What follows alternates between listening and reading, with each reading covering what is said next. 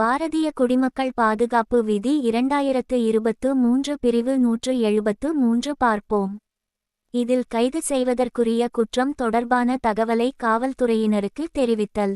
இதை நேராக காவல் நிலையம் வந்து மனுவாகவோ அல்லது வாய்மொழியாகவோ குற்றச் சம்பவம் குறித்து தகவல் தெரிவிக்கலாம். அல்லது எலக்ட்ரானிக் கம்யூனிகேஷன் மூலமாகவோ தெரிவிக்கலாம். அதாவது காவல் நிலையம் வராமலேயே மொபைல் போன் மூலமாக SMS, வாட்ஸ்அப், இமெயில், இணையதளம் மூலமாகவும் குற்றப்புகாரை தெரிவிக்கலாம். வாய்மொழியாக புகார் கொடுக்கும் பொழுது புகாரை பெறுபவர் அவர் கூறுவதை எழுதிக் கொள்ள வேண்டும். பிறகு அதை அவருக்கு வாசித்து காண்பித்து அதில் கையொப்பம் பெற வேண்டும். இதன் நகல் ஒன்று புகார் கொடுத்தவருக்கு கண்டிப்பாக கொடுக்க வேண்டும்.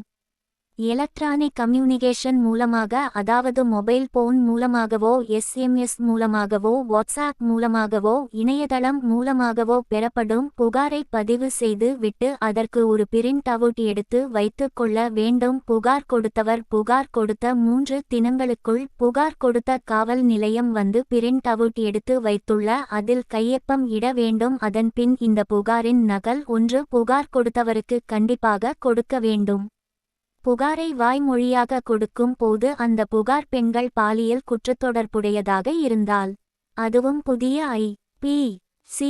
யான பாரதிய நியாய சன்ஹிதா 2023 பிரிவுகள் 64 முதல் 79 வரையிலான மற்றும் பிரிவு 124 பெண்களுக்கு எதிரான பாலியல் குற்றச் சம்பந்தமானதாக இருந்தால் அந்த வாக்குமூலத்தை ஒரு பெண் காவல் அதிகாரிதான் பதிவு செய்ய வேண்டும். மேலும் பாதிக்கப்பட்ட பெண் மனநலம் பாதிக்கப்பட்டவராகவோ பேச மற்றும் கேட்க முடியாத வகையில் உடல் நலம் பாதிக்கப்பட்டவராகவோ இருந்தால் உடன் ஒரு மொழிபெயர்ப்பாளர் இன்டர்பிரைட்டர், அதாவது ஸ்பெஷல் எஜுகேட்டர் வைத்து கொள்ள வேண்டும். அதுவும் அந்த வாக்குமூலத்தை வீடியோ ரெக்கார்ட் செய்து அதை நீதிமன்ற நடுவரிடம் காண்பித்து ஸ்டேட்மெண்டாக வாங்க வேண்டும். மேலும் இந்த வாக்கு மூலத்தை பாதிக்கப்பட்ட பெண்ணின் இருப்பிடத்திலோ அல்லது அவர் விரும்பும் இடத்திலோ வைத்துதான் வாங்க வேண்டும் என்று BNSS 2023 பிரிவு 173 1 சொல்லுகிறது.